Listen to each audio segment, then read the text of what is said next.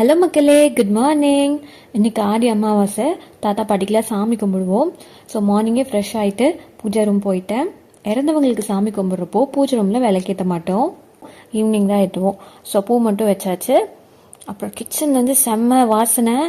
அம்மா விதவிதமாக சமைச்சிட்டு இருந்தாங்க. அப்புறம் அப்பா தாத்தா பாட்டி ஃபோட்டோஸ்க்கெல்லாம் தொடச்சி படையல் போட்டுக்கு ரெடி பண்ணிட்டு இருந்தாரு.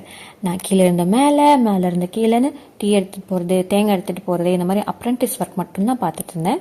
கொஞ்ச நேரத்தில் அம்மா ஃபுல் சமையலும் ரெடி பண்ணிட்டாங்க. சாம்பார், ரசம், வடை, பாயசம், 3 விதமான பொரியல்.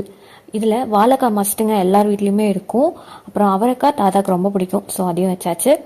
எல்லாத்தையும் பரிமாறி படையல் போட்டு சாமி கும்பிட்டாச்சு. அப்புறம் காக்காக்கு சாப்பிடுக்கலான்னு மேலே போனால் ஒரே சர்ப்ரைஸு. டிராகன் ஃப்ரூட் செடியில் பூ வச்சுருந்துச்சு.